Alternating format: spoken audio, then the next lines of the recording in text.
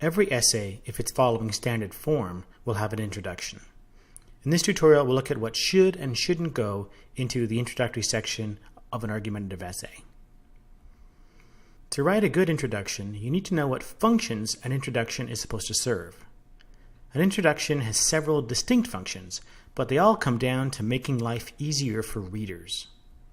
First, an introduction needs to tell the reader what the general subject matter of the essay is, what the issue is that you'll be discussing in the essay.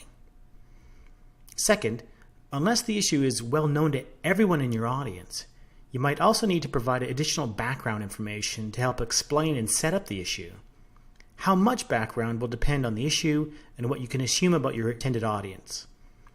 The key is that when you do finally state your main thesis, the reader has a good idea of what you're saying and what the issue is about. That gets us to the third function, to state your main thesis.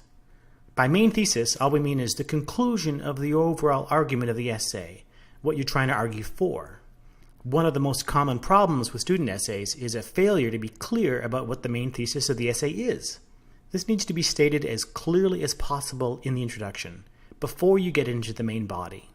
Finally, if your argument has any kind of complexity to it at all, then it can be very helpful to let the reader know what to expect in the remainder of the essay, how it's going to be structured and organized.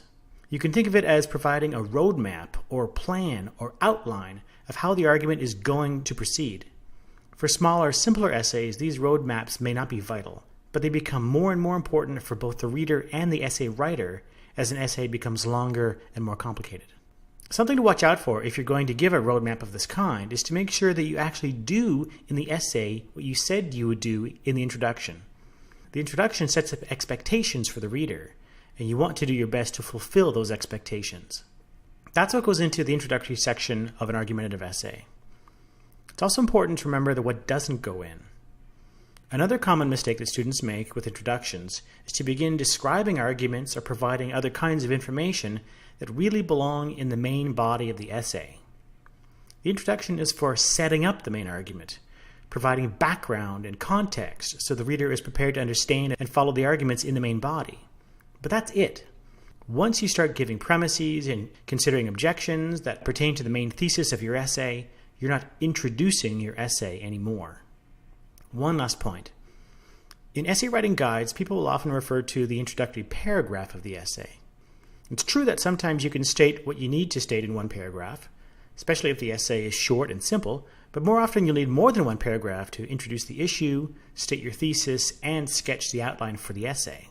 So it's more accurate and more helpful to talk about the introductory section of an essay, where it's understood that this introductory section can include more than one paragraph. Okay, let's look at an example. Here's the introductory paragraph of a student essay on the ethics of fighting in hockey. Rather than me read this, I'm going to recommend that you pause the video here and read it for yourself, and then ask yourself what you think it does right and what it does wrong as an introduction. Then restart the video when you're done.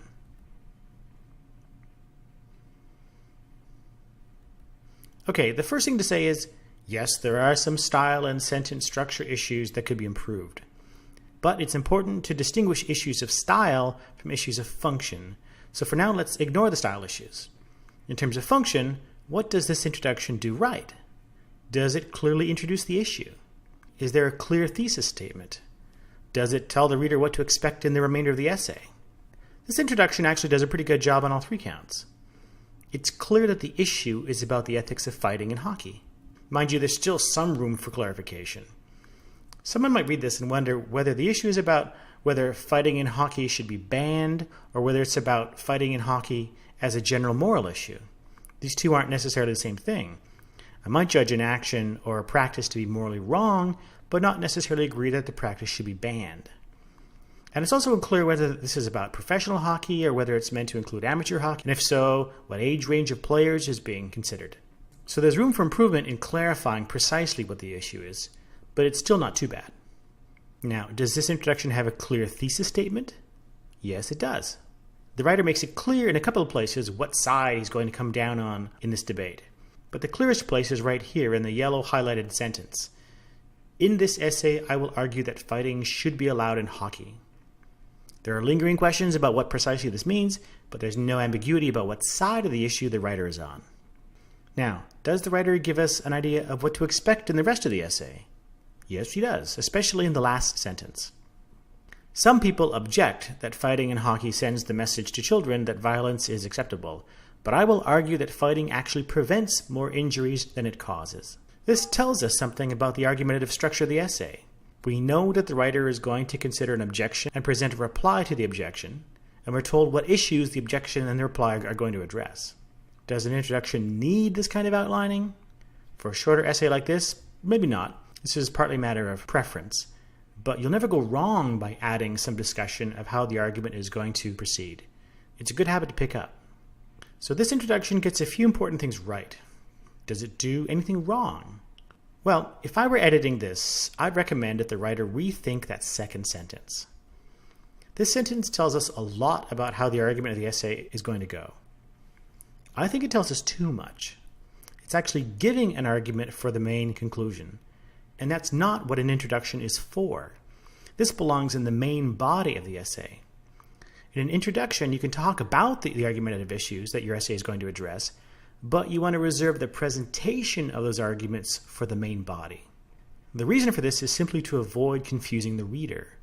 You don't want to start arguing for one side of an issue before you've finished explaining what the issue is.